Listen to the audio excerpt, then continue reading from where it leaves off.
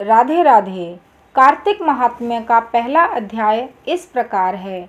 नैमिषारण्य तीर्थ में श्री सूत जी महाराज 88,000 शौनकादिक ऋषियों से बोले, अब मैं आपको कार्तिक मास की कथा विस्तार से सुनाता हूँ, जिसे सुनकर मनुष्य सब प्रकार के पापों से छूटकर अंत समय में बैकुंठ को प्राप्त होता है।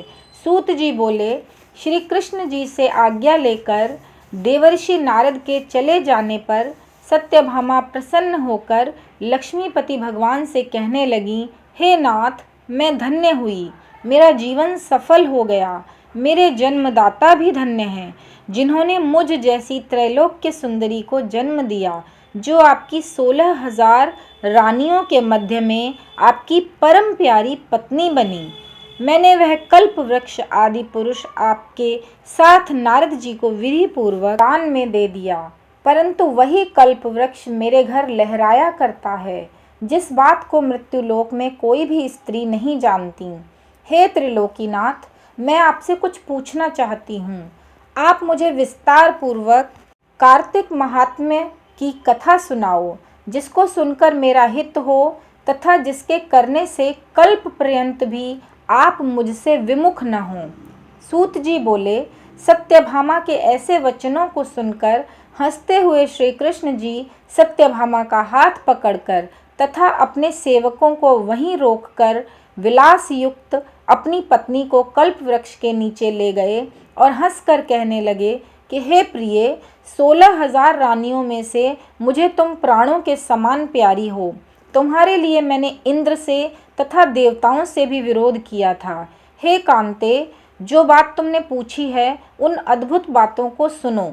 सूत जी बोले, एक दिन श्री कृष्ण भगवान ने सत्यभामा की प्रिय कामना के लिए गरुड़ पर सवार होकर इंद्रलोक जाकर कल्प वृक्ष मांगा। तब इंद्र के मना कर देने पर गरुड़ का इंद्र से घोर युद्ध हुआ और गौलोक में गरुड़ जी ने गौओं से युद्ध किया। गरुड़ की चोट से उनके कान और पूंछ कट कर गिर पड़े। तब गौओं ने भी क्रोध में भरकर गरुड़ को मारा, जिससे उनके 3 पंख टूटकर गिर पड़े। इनके पहले पंख से नीलकंठ, दूसरे से मोर, तीसरे से चकवा चकवी उत्पन्न हुए।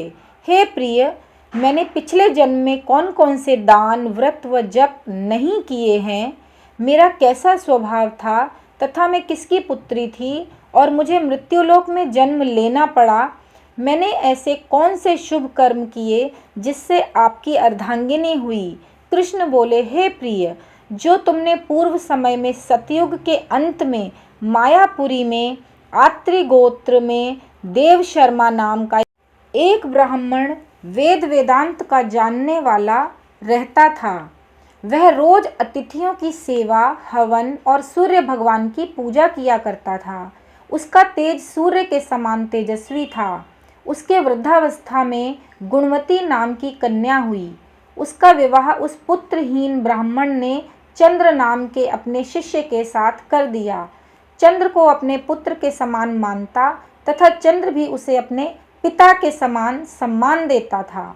एक दिन वे दोनों कुश और समिधा लेने के लिए वन में गए।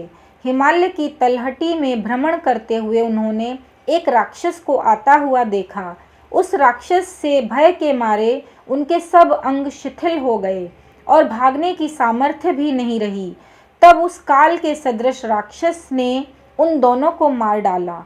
उनके धर्मात्मा होने के कारण मेरे पार्षद उनको मेरे पास बैकुंठ में ले आए। क्योंकि उन्होंने आजीवन सूर्य भगवान की पूजा की थी, उस कर्म से मैं दोनों पर अति प्रसन्न हुआ। शिव, सूर्य, गणेश जी, देवी, इन सब देवताओं की पूजा करने वाले सब स्वर्ग को प्राप्त होते हैं। मैं एक होता हुआ भी काल और कर्मों के भेद से 5 प्रकार का होता हूँ। जैसे एक देवदत्त पिता, भ्राता आदि नामों को बोला जाता है। जब वह दोनों विमान पर चढ़े हुए सूर्य के समान तेजस्वी, रूपवान, चंदन और माला धारण किए हुए मेरे भवन में आए तो दिव्य भोग लगने लगे।